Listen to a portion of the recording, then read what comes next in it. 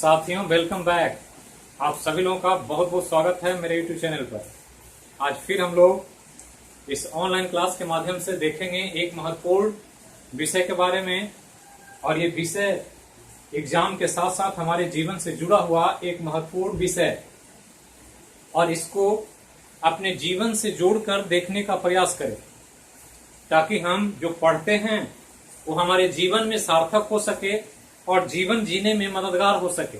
तो चलिए शुरू करते हैं एक महत्वपूर्ण टॉपिक। और आज हम लेकर आए आपके लिए समान विज्ञान के अंतर्गत जो डाइजेस्टिव सिस्टम है उसका एक महत्वपूर्ण ऑर्गन से संबंधित स्टडी को, अध्ययन को। और आज बात करेंगे पैनक्रियाज या अग्नाशय की। तो इसके पहले पाचन तंत्र से संबंधित बहुत सारे स्ट्रक्चर को पढ़ा है हमने। स्टोमिक पढ़ा, लीवर पढ़ा, छोटी आंत, बड़ी आंत सब पढ़ा हम, माउथ पढ़ा, ये सब पढ़ चुके। और जब पढ़ रहे थे डाइजेस्टिव सिस्टम के बारे में तो मैंने कहा था कि पाचन अंगों के अलावा पाचन संबंधित कार्यों में दो महत्वपूर्ण ग्रंथि भी काम करती है, जिसका महत्वपूर्ण योगदान है हमारे डाइजेशन में, हमारे जीवन के संचालन में, मेटाबॉलिज्म के रेगुलेशन में बहुत बड़ी भूमिका है। इसमें एक हम पूरा डिस्क्राइब कर चुके हैं आपके लिए यकृत के बारे में, यकृत का स्ट्रक्चर, फंक्शन, और साथ ही यकृत से संबंधित बीमारियों को हमने देखा पिछले क्लास में। तो चलिए उसी तर्ज पर आज हम लोग बात करेंगे मुख्य रूप से पैनक्रियाज या अग्नाशय की। तो क्या है ये, किस रूप में हमारे लिए महत्वपूर्ण है, पाचन संबंधित इसका क्या कार्य है। और हमने अभी कहा कि ये पाचन ही नहीं हमारे जीवन को संचालित करता है। अगर ये ठीक रहेगा तो जीवन सही से हम जी पाएंगे। अगर ये गड़बड़ा गया तो जीवन में बहुत ज्यादा हलचल पैदा हो जाता और ये हमारे जीवन को अस्त व्यस्त कर देता। तो चलिए देखते हैं किस रूप में हमारे जीवन के लिए महत्वपूर्ण है, हमारे लाइफ के लिए महत्वपूर्ण है। तो पहले तो ये समझना है कि जो है ये पैनक्रियाज है, हिंदी में अग्नाशय कहते हैं। और अग्नाशय जो है सिंपल समझना है कि यह एक शरीर का महत्वपूर्ण ग्लैंड है। ये ध्यान रखना है, ग्लैंड मतलब ग्रंथि। और बहुत सारे ग्रंथि की चर्चा मैं पहले भी कर चुका हूं। और इन सभी ग्रंथियों में ये एक अलग और महत्वपूर्ण प्रकार है ग्लैंड्स का। और ग्लैंड के बारे में पढ़ते आ रहे हैं, सुनते आ रहे हैं कि ग्रंथि का एक सबसे महत्वपूर्ण काम जो होता है वो होता है किसी न किसी लिक्विड का निर्माण करना। और वो लिक्विड हमारे मेटाबॉलिज्म को नियंत्रित करती है, रेगुलेट करती है। और इसलिए ये भी एक ग्लैंड का प्रकार है। तो ये भी कुछ न कुछ लिक्विड बनाएगी। और वो कैसे बनाएगी, क्या बनाएगी और किस रूप में वो हमारे जीवन को प्रभावित करेगा, ऐसा हम लोग देखेंगे एक एक करके। तो पहला तो ध्यान रखना है ये ग्लैंड है। और ये ग्लैंड जो है ध्यान देना है, बहुत इंपॉर्टेंट पॉइंट हम लिखने जा रहे हैं। ये ग्लैंड जिसका मास या वजन द्रव्यमान कह सकते हैं, तो द्रव्यमान या वजन कहें तो वजन जो है 60 से 90 ग्राम होता है, ध्यान रखना। तो 60 से 90 ग्राम इसका वजन है। लीवर का वजन कितना, लीवर का वजन कितना, जल्दी रिप्लाई कीजिए फास्ट। तो लीवर का वजन 1.5 किलोग्राम। और ये कितना है, 60 से 90 ग्राम। तो उससे बहुत कम है, मतलब 1/15 टाइम है लगभग, मतलब उससे बहुत छोटा लीवर की तुलना। और लीवर में पढ़ा था मैं कि liver is the largest gland of the body, शरीर की सबसे बड़ी ग्रंथि। लेकिन अगर पैनक्रियाज को देखें तो ये बहुत छोटा है लीवर की तुलना में, लेकिन यह सेकेंड लार्जेस्ट ग्लैंड है। ये ध्यान रखना है, सेकेंड लार्जेस्ट ग्लैंड कहने का मतलब दूसरी सबसे बड़ी ग्रंथि, ये ध्यान रखना। तो पहली बड़ी ग्रंथि कौन, तो लीवर। और लीवर के बाद इसी का नंबर है पैनक्रियाज का। लेकिन जबकि लीवर की तुलना बहुत छोटा है, वो 1.5 किलो है और ये 100 ग्राम भी नहीं है। नॉर्मली 60 से 90 ग्राम के बीच होता है लोगों में, स्वस्थ लोगों में। तो ये ध्यान रखना। इसके अलावा ध्यान रखना है कि ये जो लीवर की बात करते थे तो लीवर में हमने पढ़ा था कि लीवर का अपना एक स्ट्रक्चर है, उसकी बनावट है, उसका कलर है, उसका वजन है, उसी रूप में इसका भी कुछ इंपॉर्टेंट फीचर है जो हम यहाँ देख रहे हैं। अब यहां ध्यान रखना है कि अगर इस लीवर को स्टडी करेंगे तो स्टडी करने के लिए आपको कुछ काम करना पड़ेगा, और जब स्टडी करने के लिए जाएंगे तो पहला पार्ट जो दिखाई देगा इसका रंग दिखे। लीवर का रंग कैसा होता है? यकृत का रंग रेडिश ब्राउन होता है, लाल भूरे रंग का, जिसको हम लोग कलेजी कहते हैं। ये क्या है? अग्नाशय, और अग्नाशय का कलर थोड़ा सा अलग है, और ये जो होता है पिंकिश येलो होता है, ये ध्यान रखना, मतलब गुलाबी पीले कलर का। तो हल्का गुलाबीपन होगा और पीलापन लिए होगा, और यही इसका कलर को ध्यान रखना। अब आगे चलें तो ध्यान देना है कि ये एक स्ट्रक्चर है जिसका शेप कैसा है, तो ध्यान देना है शेप को। तो शेप आकार दिख रहा है ये, और ये शेप जो है क्या है? इलोंगेटेड है, मतलब लंबा है, फ्लैट है, चपटा है, साथ ही लोबुलेटेड है, मतलब ऐसे ऐसे लोब के रूप में बटा दिखता। तो क्या कहेंगे कि लंबा है, लंबा,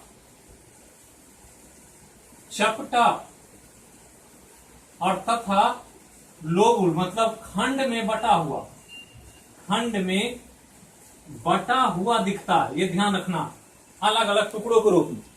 तो ये बेसिक फीचर हो गया जो यहां पर आपको ध्यान रखना है और याद रखना, क्योंकि इनमें से कुछ कुछ एग्जाम में पूछ देगा। अब यहां ध्यान दें कि ये जो स्ट्रक्चर है इसको स्टडी करेंगे तो इसमें एक यूनिट मिलता है, यूनिट, इकाई, जो हम पढ़ते आ रहे हैं, और हमने कहा है बार बार कि जब भी यूनिट आ जाए तो इसको ध्यान रखना है। यूनिट अक्सर एग्जाम में पूछता है जीएस में। जैसे पूछ दे कि शरीर का इकाई क्या होता है, शरीर का इकाई, तो शरीर का इकाई कोशिका होता है, कोशिका से शरीर बनता। आगे पढ़ेंगे तो आएगा कि दिमाग का इकाई क्या होता है, ब्रेन का या नर्वस सिस्टम का, तो न्यूरॉन होता है। किडनी का इकाई नेफ्रॉन होता है। उसी तरह से हर का इकाई, लीवर का पढ़ा था हमने, तो लीवर का इकाई क्या होता है, तो लीवर का इकाई लोबुल्स होता है, और जस्ट वही लोबुल्स इसका भी इकाई है। तो ये ध्यान रखना, तो ध्यान देना है कि इसका इकाई और यकृत का इकाई एक ही है, और इकाई याद रखना है लोबुल्स। तो ये ध्यान रखना है, पूछेगा कि पैनक्रियाज के यूनिट को कहा जाता है क्या, तो लोबुल्स, मतलब छोटे छोटे लोबुल्स मिल करके इस पूरे स्ट्रक्चर का निर्माण कर देते हैं। तो ये ध्यान रखना। अब आगे चलें तो इसका थोड़ा सा पोजीशन जानना है कि कहां पर होता है ये, और बॉडी में इसका लोकेशन कहां पर है। तो पोजीशन बहुत इंपॉर्टेंट है। तो पोजीशन क्या है, तो पोजीशन जो होता है इसका बनावट, ये सिचुएटेड है एब्डोमिनल कैविटी में। एब्डोमिनल कैविटी मतलब जहां जहां स्टोमिक है, किडनी है, लीवर है, या वहीं पर। तो ध्यान रखना है कि ये होता है उदर गुहा में। उदर गुहा एब्डोमिनल कैविटी कहते हैं। उदर मतलब पेट, गुहा मतलब गुफा, जहां पेट का जगह है वहीं पर उदर गुहा में है। और साथ ही डियोडेनम, ये हम बता चुके हैं आपको कहां होता है डियोडेनम। क्या है ये डियोडेनम, तो हमने पढ़ा था कि छोटी आंत का सबसे ऊपर वाला भाग डियोडेनम होता है। तो डियोडेनम के बीच में तो दो लोकेशन याद रखना है, एक तो उदर गुहा में होगा, नहीं तो डियोडेनम के बीच में होगा। तो यही इसका एक फीचर है, जितना आपको ध्यान रखना पहले ऑब्जेक्टिव के तौर पर, जो कॉन्सेप्ट है, जो इसके आधार पर आपको कभी सवाल पूछा जाए। अब आगे चलें तो इसके बनावट पर थोड़ा सा ध्यान देना। हमने बार बार कहा है कि आजकल पिक्चर से बहुत सवाल पूछता है, और पिक्चर बहुत इंपॉर्टेंट होता है बायो में। तो पिक्चर को ध्यान देना है, और जो भी पिक्चर से रिलेटेड जो इंपॉर्टेंट बातें हैं उसको ध्यान दें। तो यहां पर चित्र हमने बनाया है एक बेसिक पैनक्रियाज का, और ये इसका सिचुएशन है, जिसको आप थोड़ा सा नाम से जानेंगे कि कहां पर क्या है, बेसिक तौर पर, ज्यादा डिटेल नहीं, लेकिन जितना जरूरी है उतना जाने। आजकल थोड़ा सा एडवांस लेवल पर जाना है। ये नहीं सोचना है कि हाँ वन लाइनर पढ़ करके, लूसेंट पढ़ करके, या जो लोग पढ़ा रहे हैं आजकल किसी भी रूप में, उससे आपका सवाल बन जाएगा, ऐसा नहीं होगा। आप एग्जाम में बैठेंगे, आपको फील होगा कि जो पढ़े थे उससे सवाल तो बना ही नहीं। तो थोड़ा सा गहराई में जाना, हम शुरू से कह रहे हैं कि गहरा में जाएंगे तभी कुछ प्राप्ति मिलेगी। अब यहां पर ध्यान दें कि ये पाइप है, ऐसे कटिंग किया हुआ पाइप है, ये ऊपर से आया है, यहां से कट करके मैंने अलग कर दिया। और एक पाइप जो है ये ही एक्चुअली में डिओडेनम है। तो डिओडेनम ध्यान रखना है, हमने पढ़ा था छोटी आंत में कि स्टोमिक खत्म होता है और उसके नीचे जैसे यू लाइक स्ट्रक्चर होता है वो डिओडेनम। और अगर कहा डिओडेनम के बीच में, तो देख रहे हैं डिओडेनम ऊपर अपर हैंड है, लोअर हैंड है, और बीच में ये पैनक्रियाज इससे पीठ से जुड़ा हुआ, तो बीच में है। और इधर एक नली खुली हुई है, तो इधर एक नली ऐसे आई है ये, और ये नली यहां पर यकृत को जोड़ता है, लीवर को। तो इधर से लीवर जुड़ा हुआ है और इधर से पैनक्रियाज जुड़ा हुआ। तो लीवर हम पढ़ चुके हैं, जब लीवर पढ़ाए थे तो वहां पर हम बताए थे क्लास के माध्यम से आपको। तो हमने कहा था कि इस साइड लीवर होता है, इस साइड मतलब राइट साइड, तो ऐसे राइट साइड है, और इधर क्या है लेफ्ट साइड में पैनक्रियाज। तो ध्यान रखना है कि उधर गुहा में डिओडेनम के बीच में लेफ्ट साइड में होगा, ये ध्यान रखना है, बायां तरफ, जबकि यकृत दायां तरफ होता है राइट साइड में। तो ये ध्यान देना। अब यहां ध्यान देना है कि इसी के अंदर लोब्स हैं, छोटे छोटे टुकड़े, और छोटा छोटा टुकड़ा मिल करके ये पूरा स्ट्रक्चर बना हुआ। और सब टुकड़े का काम है कुछ ना कुछ लिक्विड बनाना, कुछ ना कुछ लिक्विड का फॉर्मेशन करना, वही लिक्विड हमारे जीवन को संचालित करेगा। तो अलग अलग लोब से लिक्विड जो बनता है उसके लिए नली बनी हुई है, ऐसे ऐसे ये नली है जिससे हो करके सब लिक्विड इसमें गिरता है, इस नली। तो जो नली है जिससे लिक्विड आ रहा है अलग अलग लोब से, इसको इंटर लोबुलर डक्ट कहा जाता है, ध्यान रखना। मतलब दो लोब को जोड़ने वाला नली है, जबकि सभी इंटरलोबुलर डक्ट एक मेन डक्ट से जुड़ा हुआ एक मोटी पाइप है बीचों बीच। और ये मोटी पाइप जो है इसको एक नाम दिया गया, इसको मेन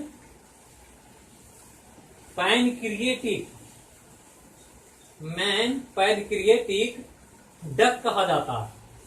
तो मेन मतलब मुख है सबसे, पैनक्रियाज से बड़ा है पैनक्रिएटिक, और डक्ट मतलब नली। तो समझना क्या है कि ये पैनक्रियाज की मुख नली है, एकदम मोटा वाला बीचों बीच, इसी में सब नली आकर जुड़ा हुआ, जिससे लिक्विड को ऐसे रिसना है पाइप के माध्यम से और यहां पहुंचना। तो ये ध्यान देना। अब यहां ध्यान दें कि मेन पैनक्रिएटिक डक्ट जो है इसका नाम एक अलग है वैज्ञानिक के नाम पर, ये याद रखना। और इसको डक्ट ऑफ विल्सन कहा जाता है, ये वैज्ञानिक का नाम है, और ये आपको याद रखना होगा एग्जाम के लिए। तो डक्ट ऑफ विल्सन किसका नाम है? तो मुख नली का। तो एग्जाम में पूछ देगा कि पैनक्रियाज जो अग्न्याशय होता है हमारे बॉडी में, उसके मुख नली का नाम है क्या? तो डक्ट ऑफ विल्सन, जो मेन नली। अब इस मेन नली पर नजर आप डालें, जो रेड से यहां बना हुआ है, तो यहां पर जो है देख रहे हैं एक ब्रांच है ऐसे, और ये अलग से ऐसा है, बाकी सब नली ऐसा ही है, और यहाँ डिओडेनम में खुला है। तो जहां डिओडेनम में खुला है, ये एक इंपॉर्टेंट स्ट्रक्चर है, ऐसे फूला हुआ है, और फूले हुए स्ट्रक्चर को बायोलॉजी में एम्पुला कहा जाता है। और एम्पुला को, इसको ध्यान देंगे तो इस पर अगर नजर डालें तो ये जो है इसको एक नाम है, इतना तो आपको जानना नहीं है, लेकिन फिर भी हम बता दे रहे हैं ताकि अगर कुछ पूछे कठिन तो कंफ्यूज नहीं करना। और इसको एम्पुला ऑफ वाटर कहा जाता है, वाटर जल वाला नहीं है, VATER।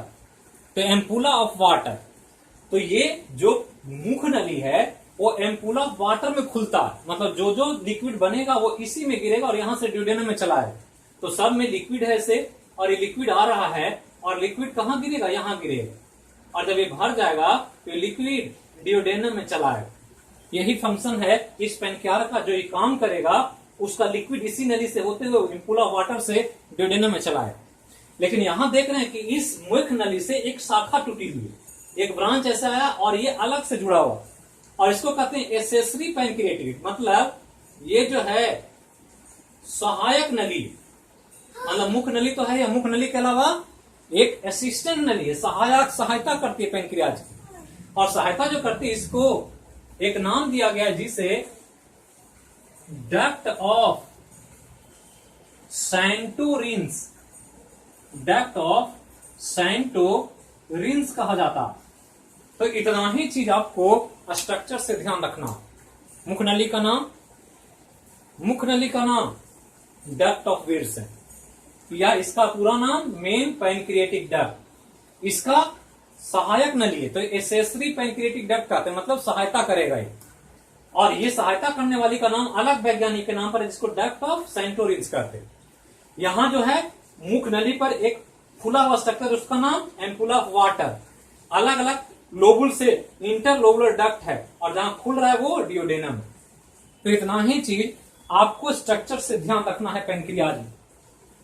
अब पैनक्रियाज के फंक्शन की बात करें। अब फंक्शन की जब बात करेंगे तो आपके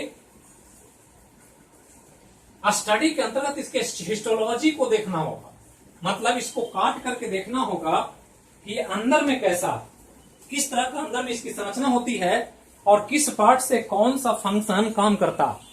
तो जब इसको कटिंग करेंगे, डिसेक्शन करेंगे मेडिकल साइंस में, तो कटिंग करके जब माइक्रोस्कोप में देखेंगे तो ये दो भाग में बटा दिखेगा, और वो दो भाग बटा होगा, ये लोबुल्स होगा। मतलब एक लोबुल्स जो होता है पैनक्रियाज का, ये दो भाग में बना होता, जिसमें एक पार्ट इंडोक्राइन होता है और दूसरा पार्ट एक्सोक्राइन होता है। ये ध्यान रखना, मतलब ये लोबुल्स से बना हुआ, चूंकि हमने कहा लोबुल्स यूनिट है, और प्रत्येक लोबुल्स में दो सेक्शन है, इंडोक्राइन और एक्सोक्राइन। इंडोक्राइन को हिंदी में अंतर स्रावी कहते हैं, ये ध्यान रखना, जबकि एक्सोक्राइन को बाह्य स्रावी कहा जाता है। ये बहुत इंपॉर्टेंट पार्ट है, ये ध्यान रखना एग्जाम के लिए। जो हम बता रहे हैं आपको, ये एक इंपॉर्टेंट स्ट्रक्चर है, इससे आपको अक्सर सवाल एग्जाम में पूछा जाएगा। तो एक हो गया इंडोक्राइन और एक हो गया एक्सोक्राइन, और ये दोनों मिल करके एक लोबुल्स का निर्माण करता, मतलब प्रत्येक लोबुल्स में एक्सोक्राइन और इंडोक्राइन पार्ट होता। अब एक्सोक्राइन इंडोक्राइन पार्ट को ध्यान दें तो आपको हमने कहा कि थोड़ा सा हिस्टोलॉजी पर जाना पड़ेगा, और हिस्टोलॉजी पर जाएंगे तो हिस्टोलॉजी इसका दिखेगा वो ऐसे दिखेगा।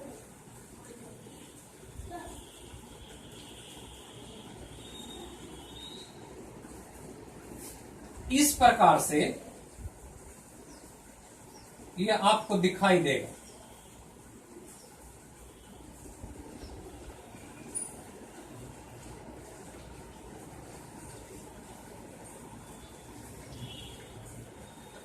ये एक लोबुल्स का स्ट्रक्चर बना रहे हैं। एक लोबुल्स को देखा जाए पैनक्रियाज का, तो इस प्रकार से सर्कुलर रिंग के स्ट्रक्चर में एक अलग सेक्शन दिखता, और जो दिखता है इसमें ये सब अलग अलग कोशिका, और यही कोशिकाएं कुछ इंपॉर्टेंट स्ट्रक्चर का निर्माण करेगी। जो हमने कहा लिक्विड बनाएगी, वो यही कोशिकाएं बनाएगी, और बना करके ये जो ल्यूमेन है बीच में पाइप है, और पाइप का जो जगह है इसी में अपने लिक्विड को ये क्या करेगी, गिराएगी, यहां बनेगा और यहां ये रिलीज करेगी सब में। तो सब में ये लिक्विड यहां बीच में पाइप में आ जाएगा, और सब पाइप एक दूसरे से कनेक्टेड होगा। इसका पाइप इसका पाइप इसका पाइप कनेक्ट होके एक मेन पाइप में जाएगा, जिसको हमने कहा ये मेन पेनिकेटिव। सब पाइप से ऐसे अलग अलग है, और सब पाइप डक्ट ऑफ विर्सन या मेन पेनिकेटिव डक्ट से जुड़ा हुआ। तो एक सेक्शन ये हो गया लोबुल्स में, और दूसरा सेक्शन जो है इस स्ट्रक्चर के बीचों बीच अलग तरह का कुछ स्ट्रक्चर दिखता है ऐसे। तो ये ध्यान रखना है कि ये बीचों बीच अवस्थित है। अब इस रूप में इसको ध्यान देना। अब ये जो है स्ट्रक्चर जो दिख रहा है आपको, हमने जो बनाया समझने के लिए, तो एक लोबुल्स का एक स्ट्रक्चर जिसमें ये इस तरह के राउंड स्ट्रक्चर वाले रिंग नुमा या गोल स्ट्रक्चर में दिख रहा है, और इनके बीच छोटा छोटा कोशिका दिख रहा।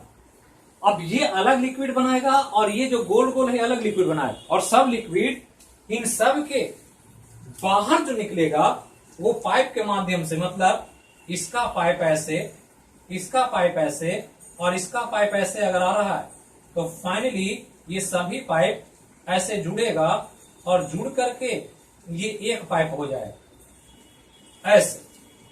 अब इसके द्वारा सब अपना अपना लिक्विड को क्या करेगा, इसमें गिराएगा और सब इस जरूरत पड़ने पर जो लिक्विड आना ये सब बाहर आ जाएगा। तो इसी प्रकार से एक पैनक्रियाज का इंटरनल स्ट्रक्चर होता है।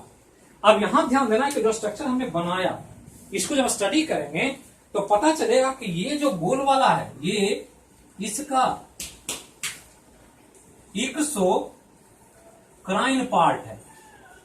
एक्सोक्राइन मतलब बाह्य स्राव, और जो बीचों बीच ये छोटा छोटा रेड रेड दिख रहा है ये वाला जो है ये इसका इंडोक्राइन पार्ट है। तो हमने कहा था कि दो पार्ट में बटा हुआ है, एक्सोक्राइन और इंडोक्राइन। अब यहां यही स्ट्रक्चर हमने यहां समझाने के लिए आपको बनाया।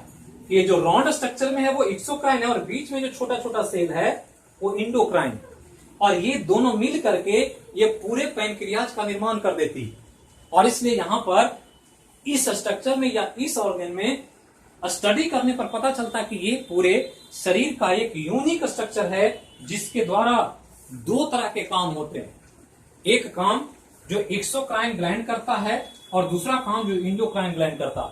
क्योंकि हमारे शरीर में अलग अलग तरह की ग्रंथियां, कुछ एक्सोक्राइन है कुछ इंडोक्राइन, और इस रूप में एक्सो और इंडो का एक सम्मिलित रूप यहां दिखाई पड़ता है पैनक्रियाज में।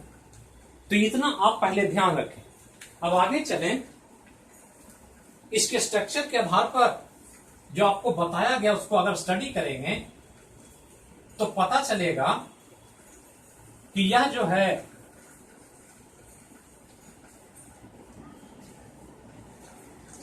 एक ऐसा ग्लैंड है जिसमें एक्सोक्राइन और इंडोक्राइन दोनों ग्रंथि, दोनों तरह का काम होता है, यहां एक्सोक्राइन का भी और इंडोक्राइन का भी।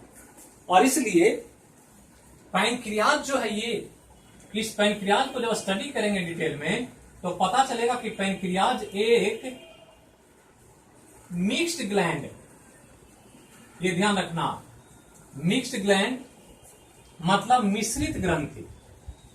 और एग्जाम में अक्सर पूछता है मिश्रित ग्रंथि के बारे में। तो नॉर्मली हमने कहा कि ग्लैंड अलग अलग रूप में काम करता है, कोई एक्सोक्राइन और कोई इंडोक्राइन, लेकिन ये ऐसा ग्लैंड है जिसका कुछ सेक्शन इंडोक्राइन की तरह काम कर रहा है बीच वाला, और बाहर वाला जो ऐसे है ये एक्सोक्राइन का काम कर रहा है। तो दोनों क्या इंडो और एक्सो, इसलिए इसको मिक्स ग्लैंड या मिश्रित ग्रंथि कहते हैं। और ये ध्यान रखना है एग्जाम के लिए कि ये जो स्ट्रक्चर है ये पैनक्रियाज हमारे शरीर का लार्जेस्ट, लार्जेस्ट मतलब सबसे बड़ा, मतलब इससे बड़ा कोई और नहीं है, लार्जेस्ट, सबसे बड़ा, लार्जेस्ट मिक्स्ड ग्लैंड है, मिश्रित ग्रंथि, मिश्रित ग्रंथि। तो कई पॉइंट हो गया एग्जाम के लिए, कई तरह के प्रश्न यहां से आपको निकल करके आते हैं। क्योंकि हमारा पढ़ने का उद्देश्य चीजों को समझना, बॉडी को समझना, उसके अलावा क्वेश्चन कहां से निकलता है इसको ध्यान दें। तो ध्यान दें कि मिक्स ग्लैंड है और मिक्स ग्लैंड के रूप में क्या कहा कि दोनों पार्ट रहेगा, और दोनों पार्ट रहने के आधार पर जब देखते हैं तो ये हमारे शरीर का लार्जेस्ट मिक्स्ड ग्लैंड है। ऐसा इतना बड़ा दूसरा कोई ग्रंथि नहीं है। तो सिंपली पूछे कि सबसे बड़ी ग्रंथि कौन, तो यह यकृत, और ये पूछ दे कि सबसे बड़ी मिश्रित ग्रंथि कौन, तो पैनक्रियाज। पूछ देगा पैनक्रियाज को मिश्रित ग्रंथि कहा जाता है क्यों, तो कहेंगे यह अंतःस्रावी और बाह्यस्रावी दोनों तरह का काम करता। तो ये मिक्स्ड ग्लैंड की बात हो गई। अब इतना समझ लिए तो अब हमारा काम है पहले मिक्स्ड ग्लैंड को समझना कि मिक्स्ड ग्लैंड होता क्या, और तब फिर हम लोग पैनक्रियाज को भी देख लेंगे कि पैनक्रियाज में क्यों मिक्स्ड ग्लैंड माना जाता है और किस पार्ट को हम किस रूप में देखते हैं, और उसमें अलग अलग सेक्शन का हमारे जीवन में क्या महत्व है, कैसे ये बॉडी में काम करता। तो सबसे पहले हम लोग मिक्स्ड ग्लैंड को देखें, अर्थात जो दो तरह की ग्रंथि उसके थोड़ा सा फंक्शन को बेसिक तौर पर समझ लेना, ताकि आपको कोई कंफ्यूजन ना हो, किसी तरह का क्वेश्चन पूछने की जरूरत ना पड़े। जो आपके मन में जो भी जिज्ञासा है वो बिल्कुल आप अपने आप हल कर लें। तो यहां पर ये ध्यान रखना। अब यहां ध्यान दें कि हमने कहा ये मिक्स्ड ग्लैंड है,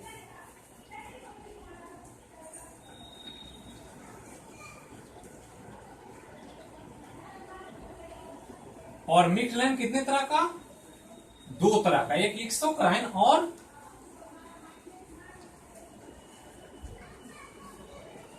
इंडोक्राइन। 2 तरह की ग्रंथि, एक ग्रंथि का नाम है एक्सोक्राइन और दूसरे ग्रंथि का नाम इंडोक्राइन। दोनों ग्लैंड है, दोनों का काम है कुछ विशेष तरह के केमिकल्स या द्रव्य या कोई इंपॉर्टेंट चीजों का निर्माण करना। अब यहां पर दोनों काम कर रहा है। क्राइन मतलब होता है रिलीज करने वाला, लिक्विड निकालने वाला। अब लिक्विड किस रूप में निकाल रहा है इसके आधार पर ग्लैंड का वर्गीकरण है, एक्सोक्राइन और इंडोक्राइन। ऐसे हम लोग इसको एक अलग चैप्टर में ही पढ़ते हैं जिसको इंडोक्राइन सिस्टम कहा जाता है। इसमें पूरी तरह से हम लोग फोकस करते हैं इंडोक्राइन ग्लैंड्स पर, तो उसके लिए अलग से एक पूरा चैप्टर ही पढ़ना है, और वो बहुत इंपॉर्टेंट चैप्टर है जो एग्जाम में अक्सर पूछा जाता है। वहां से सवाल क्वेश्चन बहुत इंडोक्राइन से पूछे। तो पहले तो समझे कि एक्सोक्राइन और इंडोक्राइन का मतलब क्या है। तो हमने कहा एक्सोक्राइन को हिंदी में बाह्यस्रावी कहा जाता है, ये बाह्यस्रावी है। और इंडो मतलब होता है अंतःस्रावी, ये ध्यान रखना है। 2 तरह का है, बाह्यस्रावी और अंतःस्रावी। तो एक जो बाहर निकलकर स्राव करे, जहां पर बन रहा है उससे बाहर आ जाए बिल्कुल, तो कहेंगे बाह्यस्रावी। और जो इंटरनली जहां बने वहीं पर रिलीज कर दे, तो डेट इज कॉल्ड इंडोक्राइन। और इसमें सबसे बड़ी भूमिका इसके निकलने की प्रक्रिया पर होती है कि जो लिक्विड बन रहा है वो निकल कैसे रहा।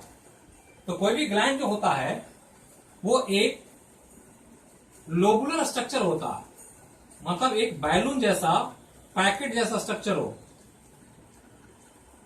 तो ये एक हम ग्लैंड को चित्र बना रहे हैं, एक यहां है और ये भी ग्लैंड ही है, दोनों ग्लैंड है, तो दोनों के अंदर पैकेट है, इसी के अंदर लिक्विड बन रहा है, ये काम कर रहा है। इसी के अंदर लिक्विड है जो फॉर्मेशन किया है अपने कोशिकाओं के द्वारा, इसमें भी है। और ये एक्सोक्राइन है और ये इंडोक्राइन है, तो इसका लिक्विड अलग है। तो अलग है तो इसको हम अलग कलर से दिखा रहे हैं समझने के लिए कि दोनों लिक्विड एक नहीं है, दोनों अलग लिक्विड, लेकिन है लिक्विड, दोनों ही लिक्विड है। अब ये लिक्विड को काम करना है तो बाहर आके करना है, इसको भी बाहर आके करना है। जहां पर है वहां तो काम होगा नहीं, वो लिक्विड अपने काम के जगह पर पहुंचेगा तो काम होगा। अब यहां ध्यान दें कि बाह्यस्रावी में क्या होता है कि लिक्विड जब काम करना होता है तो ये लिक्विड में बाहर आने के लिए एक विशेष चैनल बना हुआ है, और चैनल जो बना हुआ है वो ऐसे ट्यूब के रूप में, पाइप के रूप में। तो यहां पाइप है, ये ध्यान रखना। यहां कोई भी पाइप नहीं है, ये पूरी तरह से चारों तरफ से पैक है और इसके अंदर लिक्विड बंद है, ये ध्यान रखना। तो पहला तो ध्यान रखना है कि एक्सोक्राइन में जो ग्लैंड होता है उसमें नली होती है, पहला एक इंपॉर्टेंट डिफरेंस। दूसरा कि इंडोक्राइन में कोई नली नहीं, यहां नली की कोई जरूरत नहीं है, इसलिए इसको इंडोक्राइन कहा गया, क्योंकि बाहर आने के लिए चैनल नहीं खोजता है। यहां पर कोई रास्ता, यहां फिक्स रास्ता, यहां रास्ता नहीं है। तो जहां पर डक्ट होगा, नली होगा, मान लेंगे वो एक्सोक्राइन है। पहला ध्यान रखना, मतलब यहां जो लिक्विड निकलेगा, ये लिक्विड इस पाइप से होते हुए ऐसे आएगा और इस नली से गिरेगा ये बाहर, और गिर करके अपना काम करेगा। लेकिन यहां क्या है कि यहां पर नली तो नहीं है, लेकिन हमने पढ़ा है या पढ़ेंगे आगे कि हमारा बॉडी जो है उसमें, बॉडी में बहुत सारे ब्लड वेसल है, रक्त को ले जाने वाली नलियां, जिसको ब्लड वेसल कहते हैं। और पतला कर देंगे तो ब्लड कैपिलरी भी कहा जाता। तो अलग अलग पतली पतली नलियां जो पूरे बॉडी में फैला हुआ कि नहीं फैला हुआ? फैला हुआ। ऐसे समझें कि अगर देखें कि कहीं भी बॉडी में एक पिन चुभता है, वहां से ब्लड बाहर आने लगता है। ब्लेड लग जाए, ब्लड गिरने लगे। क्यों गिर रहा है? क्योंकि ब्लड हर जगह पहुंच रहा है पाइप से। तो ब्लड है हर जगह पर जाने के लिए, और ब्लड को जाने के लिए वेसल। तो जो नली है, ये नली का नाम ब्लड वेसल, ये ध्यान रखना, नली का नाम ब्लड वेसल है, रक्त वाहिनी कहते हैं या ब्लड कैपिलरी और पतला करेंगे। अब यहां होता क्या है कि जहां ग्लैंड है वहां पर फिर ब्लड वेसल है, पूरे बॉडी में फैला हुआ है। तो जहां पर इंडोक्राइन ग्लैंड होता है वो अपने आसपास के ब्लड के वेसल को हेल्प की मदद करता है, उससे हेल्प लेता है, और अपना जो लिक्विड है जो इसके अंदर बन रहा है वो सेल मेम्ब्रेन की मदद से इस नली में चला आता है। और नली में चूंकि ब्लड दौड़ रहा है तो ब्लड इसको लेकर इस लिक्विड को भी दौड़ने लगेगा, और जहां जहां ब्लड जाएगा वो उस लिक्विड को भी लेकर चला जाएगा। तो यहां देख रहे हैं कि यहां लिक्विड एक खास जगह पर गिर रहा है, यहां ब्लड में गिर रहा है। इसके लिए नली है, इसके लिए नली नहीं है। किसकी मदद से दौड़ रहा है? ब्लड वेसल से दौड़ रहा है। तो यही बेसिक डिफरेंस है एक्सोक्राइन और इंडोक्राइन। ये ध्यान रखना है कि एक्सोक्राइन क्या है, इसमें नली होती है, लिक्विड नली से बाहर आता है। यहाँ इंडोक्राइन में नली नहीं होती है और जो लिक्विड बनता है वो रक्त की वाहिनियों की मदद से बॉडी में सप्लाई होता है, जहां उसको जाना होता है वहां पहुंच जाता है। अब यहां ध्यान रखना है कि जो एक्सोक्राइन है इसके अंदर जो लिक्विड बना हुआ है, ये इस लिक्विड को एंजाइम कहते हैं। इस लिक्विड को एंजाइम कहते हैं। मतलब कि जो लिक्विड बन रहा है एक्सोक्राइन में वो कौन लिक्विड है? एंजाइम।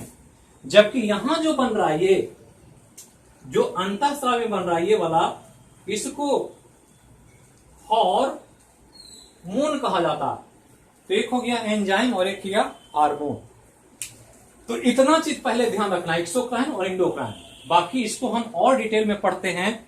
जब इंडोक्राइन सिस्टम पढ़ते तो वहां पर पूरा डिटेल में चर्चा होता। नर्वस सिस्टम पढ़ेंगे तो वहां भी चर्चा होगा, लेकिन हम लोग को यहाँ पैनक्रियाज में पढ़ना है। और इसलिए पैनक्रियाज को मिल्क ग्लैंड क्यों कहा गया, इसको समझाने के लिए आपको मैंने दो चीजें बताई कि इंडोक्राइन और एक्सोक्राइन का बेसिक अंतर क्या। मतलब इतना समझने के बाद अब आप कह सकते हैं कि ये जो है पैनक्रियाज हमारे बॉडी में डियोडेनम से जो जुड़ा हुआ है वो एक ऐसा ग्लैंड है जिसका कुछ भाग एक्सोक्राइन है, कुछ भाग इंडोक्राइन। अब एक्सोक्राइन जो भाग है वो एंजाइम बनाता है और इंडोक्राइन हार्मोन बनाता है। मतलब आपसे पूछा जाए कि पैनक्रियाज निर्माण करता है एंजाइम का, हार्मोन का, तो दोनों का करता। कुछ एंजाइम भी बनाता और कुछ हार्मोन भी बनाता। तो इसको पहले ध्यान रखना कि क्या बना रहा है, किस रूप में फंक्शन हो रहा है, एक्सोक्राइन इंडोक्राइन का कॉन्सेप्ट क्या। तो अभी तक जो पढ़ रहे थे वो ज्यादातर एक्सोक्राइन ग्लैंड पढ़ रहे थे। जैसे माउथ में हमने पढ़ा लार निकलता है, तो लार क्या है? निकलने वाला लार एक लिक्विड है जो लार ग्रंथि से बनता है। तो लार ग्रंथि क्या? तो मुंह में नली से गिराता। और स्टॉमक में पहुंचे थे तो पढ़े थे गैस्ट्रिक ग्लैंड, इंटेस्टाइन में पहुंचे थे तो इंटेस्टिनल ग्लैंड। तो हर जगह ग्लैंड था, लेकिन वहां जो भी लिक्विड गिर रहा था वो ब्लड में नहीं गिर रहा था। ये ध्यान रखना। वो कहां गिरता था? जहां उसका फंक्शन, मुंह में गिरता था, अमाशय में गिरता था, छोटी आंत में गिरता था। मतलब क्या है कि ये जो काम करेगा एक्सोक्राइन ग्लैंड या एंजाइम जो काम करेगा, ये काम किसी खास अंग में करेगा। शरीर का कोई खास अंग होगा जहां पर इसका कार्य अंग पर कार्य करता है। ये ध्यान रखना। तो एंजाइम का काम है किसी खास जगह पर काम करना, जहां पर जैसा काम होगा वहां पर उस तरह का एंजाइम निकलेगा। लेकिन जब हम इंडोक्राइन में आते हैं और हार्मोन की बात करते हैं तो हार्मोन का किसी खास अंग पर प्रभाव होने के बजाय यह क्या करता है, तो यह पूरे शरीर को प्रभावित करता, पूरे शरीर पर कार्य करता। ये ध्यान रखना, ये बहुत इंपॉर्टेंट पॉइंट है। क्योंकि ये गिर रहा है कहां? ब्लड में, और ब्लड तो दौड़ेगा तो पूरे शरीर में दौड़ेगा। और इस रूप में आपको ध्यान रखना कि पूरे शरीर को इफेक्ट करेगा कौन? हार्मोन। जबकि एंजाइम जो इफेक्ट करेगा किसी खास जगह पर करेगा। अर्थात अब पैनक्रियाज की बात करें तो पैनक्रियाज में दो टाइप हो गया, एक्सोक्राइन पार्ट अलग हो गया और इंडोक्राइन पार्ट अलग हो गया। अब इसी दोनों को हम लोग को अलग अलग करके देख लेना है कि पैनक्रियाज का इंडोक्राइन पार्ट क्या है और पैनक्रियाज का एक्सोक्राइन पार्ट क्या है। तो इसको हम मिटा रहे हैं और आगे चलेंगे इसको और देखेंगे कि किस रूप में यहां पर फंक्शन हो रहा। तो चलते हैं आगे और ध्यान देते हैं कि जो पैनक्रियाज है इसको कैसे डिस्ट्रीब्यूट किया गया। तो चलिए आप पैनक्रियाज के एनाटॉमी पर अध्ययन करें। तो हमने कहा पैनक्रियाज है ये, मतलब पैनक्रियाज जो बना हुआ है इसमें दो तरह के संरचना, मतलब यह दो भाग में बटा हुआ, दो भाग में बटा होता, ये ध्यान रखना। अब दो भाग में जो पहला भाग है उसको अगर हम देखें तो पहला जो भाग है इसको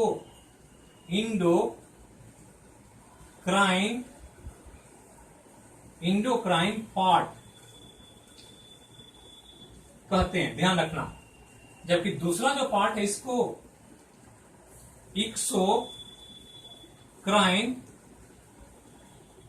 पार्ट कहा जाता, मतलब दो भाग हो गए, इंडोक्राइन पार्ट और एक्सोक्राइन। यही हम लोग को स्टडी करना है, इंडोक्राइन और एक्सोक्राइन। जब दोनों को कर लेंगे तो पैनक्रियाज का आपका अध्ययन पूरा हो जाएगा। जो आपके समान अध्ययन से रिलेटेड है उससे कहीं ज्यादा पढ़ पाएंगे, और इवन कि आप कमीशन लेवल तक यूपीएससी, बीपीएससी, इन सभी एग्जाम में जो भी सवाल पूछेगा आप बिल्कुल आसानी से हल कर पाएंगे। तो दो पार्ट हो गया, ये हो गया अंतःस्रावी भाग, ये बाह्यस्रावी। हम सब सारा कुछ समझा चुके हैं। अब यहां ध्यान रखना है कि इंडोक्राइन पार्ट जो है ये, इसका एक नाम है साइंस में जिसको आइजलेट्स ऑफ लैंगरहैंस, ये ध्यान रखना है, बहुत इंपॉर्टेंट है। आपको पूछा जाए कि पैनक्रियाज के अंतःस्रावी भाग को कहा जाता है क्या, तो आइलेट्स ऑफ लैंगरहैंस, मतलब लैंगरहैंस वैज्ञानिक का नाम है, आइलेट्स मतलब दीपिका होता है। हमने कहा आइलैंड मतलब दीप होता है, और दीप को छोटा कर देंगे छोटा छोटा साइज में तो दीपिका कहलाए। तो आइलैंड से आइलेट्स होता है, और एक खोजा था लैंगरहैंस ने, इसलिए इसका नाम आइलेट्स ऑफ लैंगरहैंस। जबकि दूसरा जो है इसका नाम एसिनी, तो ये ध्यान रखना, एक एसिनी है, दूसरा आइलेट्स ऑफ लैंगरहैंस। और दोनों का नाम याद रखना कि पैनक्रियाज के इंडोक्राइन पार्ट्स को आइलेट्स ऑफ लैंगरहैंस कहा जाता है, जबकि एक्सोक्राइन पार्ट को एसिनी कहते हैं। मतलब कि जो अभी हमने स्ट्रक्चर बनाया था उस पर थोड़ा सा ध्यान दें।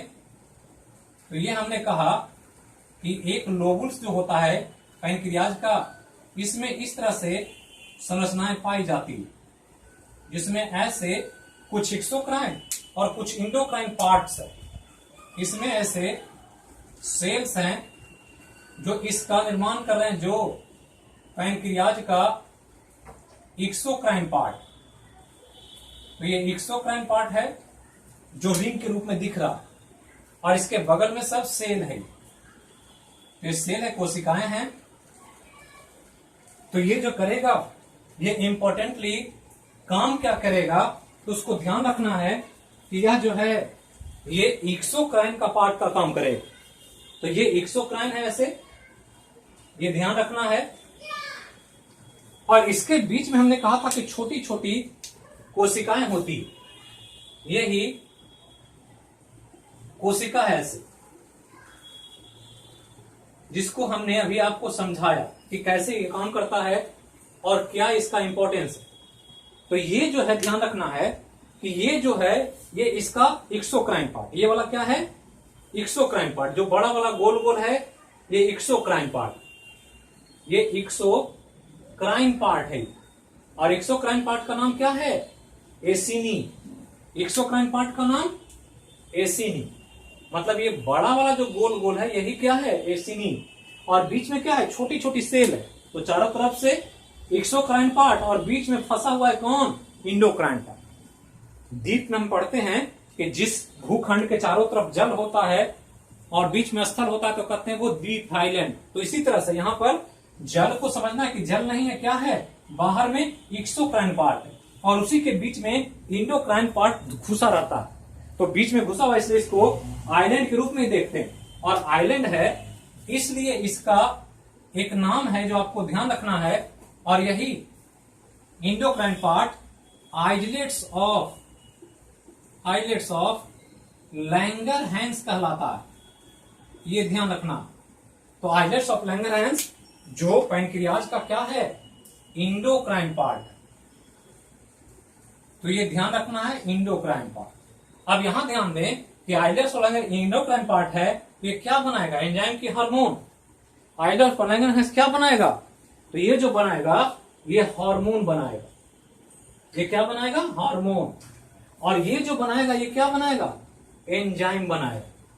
मतलब पैनक्रियाज जो है एंजाइम भी बनाता है और हार्मोन भी बनाता है। और यही वजह है कि इसको हम लोग एक मिक्स ग्लैंड या मिश्रित ग्रंथि के रूप में देखते हैं। तो इतना आप स्ट्रक्चर को पहले ध्यान रखें, और जो भी चीज बताया गया इसमें कुछ भी आप छोड़े नहीं, शॉर्टकट नहीं करें, क्योंकि ये बहुत इंपॉर्टेंट है एग्जाम के लिए। अब इसका दूसरा सेक्शन जो हम लोग पढ़ेंगे तो पूर्ण रूप से एक्सोक्राइन और एंडोक्राइन पार्ट का फंक्शन पर नजर डालेंगे कि कैसे काम करेगा और किस रूप में उसका बनावट होगा और कैसे इसका फंक्शन होगा। एक्सोक्राइन पार्ट क्या करता है, एंडोक्राइन पार्ट क्या करता है, कौन एंजाइम बनता है, कौन हार्मोन बनता है, ये सब हम लोग स्टडी करें। उसका फंक्शन क्या, जो सबसे इंपॉर्टेंट पार्ट है इसका और एग्जाम के लिए सबसे हॉट टॉपिक है। तो आज यहीं, कल फिर एक अलग विषय में मिलेंगे अलग सब्जेक्ट के साथ। तब तक के लिए जहां रहें स्वस्थ रहें, सुरक्षित रहें। थैंक यू, फिर मिलते हैं।